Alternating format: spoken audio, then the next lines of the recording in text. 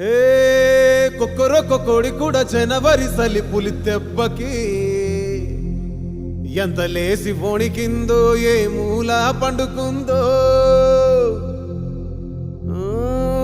రథం ముగ్గు వేసుకుంటా ఏటుకూరి నాగలచ్చివే ఎంత దూరం వెళ్ళిందో ఎటు పోయిందో.